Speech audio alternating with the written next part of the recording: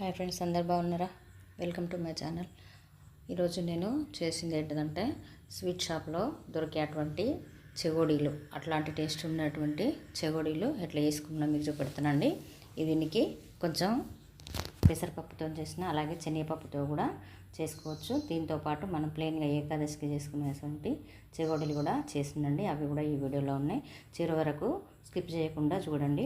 వీటికైతే ఒక కప్పు నేను బియ్యం పిండి తీసుకున్న, అలాగే కొంచెం పెసరపప్పును ఒక గంట ముందు నానబెట్టుకున్న.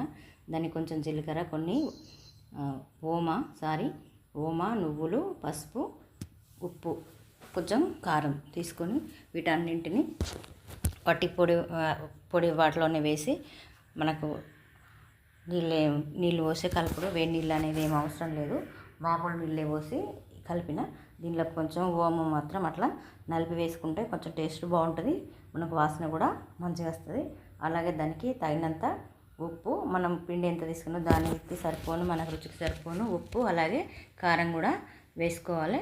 వేసుకొని దీనికి ఇదంతా మంచిగా కలుపుకున్న తర్వాత ఒక 2 స్పూన్ల కాగబెట్టుకున్నటువంటి నెయ్యిని, వేడిగా ఉన్నటువంటి నెయ్యిని వేసుకోవాలి. నెయ్యి లేకపోతే కొందరు నూనె కూడా వేసుకోవచ్చు. నేనైతే నెయ్యిని తీసుకున్నా, టేస్ట్ బాగుంటుందని. ఇలా అంతా మొత్తం ఒకసారి కలుపుకొని, ఈ నెయ్యి వేసిన దాన్ని ఉండలు లేకుండా ఉండడానికి మంచిగా పిండిని పొడిగా ఇలా కలుపుకున్న తర్వాత కొంచెం నీళ్ళు ఒకేసారి పోసుకోకుండా కొంచెం కొన్ని చూసుకుంటూ, మనకి పిండికి నీళ్ళు ఎన్ని పడతాయో అన్నీ పోసుకొని కలుపుకోవాలి. కొంచెం వేసుకొని మొదలు వేళ్ళతోనే మాత్రం కలుపుకొని తర్వాత నెమ్మదిగా మంచిగా రుద్దుకొని పిసుకోవాలి. అరచేయితోటి పిసుకుంటే పిండి అనేది స్మూత్గా వస్తుంది. లైట్గా నేను కొంచెం పసుపు కూడా వేసుకున్నా. పసుపు ఇష్టం లేకపోతే అవసరం లేదు, కానీ మన స్వీట్ షాప్లో ఉన్నట్టు ఫుడ్ కలర్ వేస్తారు కదా, అందుకే ఫుడ్ కలర్ లేకుండా నేను కొంచెం పసుపుని అయితే తీసుకున్నా. ఇలా పిండి మెత్తగా పిసుకొని పక్కన పెట్టుకొని, మనం కొంచెంగా మనకు స్టవ్ దగ్గర మంచిగా నీట్గా ఉంటే మన స్టవ్ దగ్గర బండ మీదనే చేసుకోవచ్చు. మన స్టవ్ దగ్గర నీట్గా లేకపోతే చిన్నగా ఉంటే మనకు ఇలా మనం రొట్టెలు చేసే పీట ఉంటుంది కదా, రొట్టెలు పూరీలు చేసుకునే దానిలో ఇలా చేతితో తాల్చుకోవడమేనండి. తాల్చుకొని దానికి మనము ముందుగా నానబెట్టి పెట్టుకున్నాం కదా, నానబెట్టుకొని వడేసుకొని పెట్టుకోవాలి. పప్పుల నీళ్ళు అనేటివి లేకుండా ఉంచుకొని, ఈ పప్పును మనం అదే పీట మీద ఇలా చల్లుకొని మనం చేసినటువంటి ఈ చెగోడీని ఇలా పప్పుకు అద్దుకోవడమేనండి. చాలా స్మూత్గా నెమ్మదిగా చేసుకోవాలి, ఎందుకంటే అవి లోపలికి పోతాయి, లేకపోతే ఊడిపోతాయి. వీటిని ఇలా చేసుకొని పక్కన పెట్టుకోవడం అంతే. ఇలా మనం తీసుకున్న పిండి మొత్తాన్ని కూడా మనకు అలాగ చేసుకొని ఈ పప్పు అనేది ఇలా చల్లుకుంటూ చేసుకోవాలండి. ఇవి చాలా టేస్ట్గా బాగుంటాయి. పిల్లలకైతే స్నాక్స్గా మంచిగా ఉపయోగపడతాయి. పిల్లలకు మనం షాపులలో ఆ నూనెలు బాగుండవు తినేటివి, మనకు పాపడాలని కురుకురలని తింటారు కదా, ఇలా ఇప్పుడు పిల్లలకు స్కూల్ స్టార్ట్ అయిన స్నాక్గానే అయితే ఇవి చాలా మంచిగా పనిచేస్తాయి. కొంచెం ఉప్పు కారం తక్కువ వేసుకుంటే పిల్లలకు చాలా టేస్ట్గా తింటారు. స్నాక్స్ యాప్లాగా మనకు బేకరీలలో దీనిలో దొరుకుతాయి కదా, అలాగే మనకు అదే స్టైల్లో మనకు ఇలా చేసుకుంటే చాలా సూపర్గా ఉంటాయండి. ఇవన్నీ చేసుకొని మనకు పిండి ఉన్న మందం చేసుకొని మనం ఒక ఎన్ని కావాలో అన్నీ ఇలానే తాల్చుకుంటేనే అన్నీ మనకు వస్తాయండి. ఇలా మనం పెసరపప్పే కాకుండా మనం శనగపప్పుతో కూడా ఇవి చేసుకోవచ్చు. ఇంకా ఫుడ్ కలర్ వేసుకొని కూడా చేసుకుంటారు, ప్లెయిన్గా కూడా చేసుకోవచ్చు. నేను ప్లెయిన్గా మామూలుగా మనం ఈ తొలి ఏకాదశికి స్పెషల్గా చేసుకునేటువంటి చెగోడీలు ప్లెయిన్గా చేసుకుంటాం కదా, వట్టిగా అంటే మనం నువ్వులు వేసుకుంటాం కానీ ఇట్లాంటి కలర్లు పప్పులు అనేది ఏవి లేకుండా చేసుకుంటాం కదా, అవి కూడా చేసుకున్నాండి. అవి ఎలా చేస్తున్నా చూపెడతా.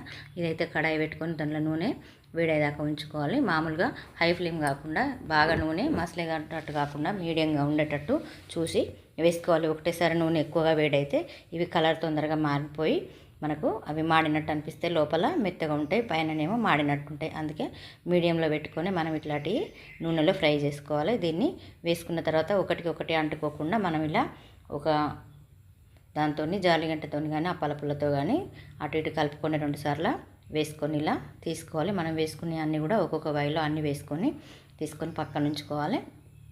మనం తొందర వేస్తే విడిపోతాయి, అందుకే మంచిగా నిదానంగా వేసుకొని ఒకదానికొకటి అంటకుండా వేసుకొని తీసుకొని ఒక బౌల్లోకి వేసుకోవడం అండి. ఇవి ఎంత బాగున్నాయండి, మనకి స్వీట్ షాప్లో చేసిన వాటిలాగానే కనిపిస్తున్నాయి మంచిగా. ఇది పెసరపప్పు. మీరు కూడా ఇలా చేసుకొని ఒకసారి ఇలా వచ్చినాయి చూసుకోండి. అదేవిధంగా నేను మామూలుగా మనకు ఏకాదశికి చేసుకునేటువంటి ప్లెయిన్ చెగోడీలు, అంటే దాంట్లో పప్పు లేకుండా చేసుకునే వాటికి కూడా ఏంటిది కొన్ని నువ్వులు, కొంచెం ఓమ, అలాగే ఉప్పు, కారం. దీనిలకు నేను వేడి నూనె అనేది వేసుకున్నా. ఈ వేడి నూనె కానీ నెయ్యి కానీ ఎందుకు వేసుకోవడం అంటే ఇవి లోపల మనకు అంటే బొంగిడ్సుడు అంటారు కదా, దొడ్డుగా చేస్తే లోపల గ్యాప్ అనేది వస్తుంది, వచ్చి మనకు ఆ చెగోడి అనేది మంచిగా క్రిస్పీగా అంటే మంచిగా కరకరలాడుతూ ఉంటుందండి. ఇలా వేడి నూనె, ఉప్పు, ఓమ, మిరపము అన్నీ వేసుకొని ఇలా కలుపుకోవాలి. కలుపుకొని ఇలా మసులుతున్నటువంటి నేను ఒక 2 చెంచాల నూనె వేసుకొని అదే స్పూన్తో కలుపుకోవాలి. ఎందుకంటే వేడిగా ఉంటుంది కనుక కొన్ని నీళ్ళు పోసుకొని మనం చూసుకుంటూ దీన్ని కలుపుకోవాలి. మెత్తగా కాకుండా మామూలుగా మనకు రొట్టె పిండి ఎలా చేసుకుంటామో అలా చేసుకొని పక్కన పెట్టుకొని మనం ఒక 2 నిమిషాలు పక్కకు పెట్టుకున్నా సరిపోతుంది. లేకపోతే వెంబడే చేసుకున్నా కూడా పిండి మృదువుగా మంచిగా కలుపుకోవాలి. మెత్తగా కలుపుకొని ఇలా చేసుకోవడమేనండి. ఆ చెగోడీలకైతే పప్పు అద్దాలి, చెగోడీలకైతే వాటి ప్లెయిన్గా చేసుకోవాలి. దీనికి నువ్వులు కొన్ని మనం ఎక్కువగా వేసుకోవచ్చు. దాంట్లో పప్పు వేసినా కనుక నువ్వులు కొంచెం తక్కువ పోసుకున్నా సరిపోతాయి. ఈ నువ్వులు మంచిగా నేను ఒక 1/4 కిలో అంత పిండికి టీ గ్లాసు నువ్వులు పోసిన, అలా పోస్తే టేస్ట్ బాగుంటుంది. ఇందులో నువ్వులు ఎంత ఎక్కువ ఉంటే అంత టేస్ట్ ఉండదంటే ఇలా అన్నీ తాల్చుకొని పెట్టుకొని మనం ఒకసారి ఈ మూకుట్లో వీటిని కూడా మామూలుగా ఎక్కువ మంట కాకుండా మీడియంలో పెట్టుకొని కాల్చుకోవాలి. కాల్చుకొని అన్నీ వేసుకొని పక్కన పెట్టుకోవాలి. అంతే, మనకు ఇలా స్పెషల్గా చేసుకున్నటువంటి చెగోడీలు రెడీ అయిపోయాయండి. Thank you for watching.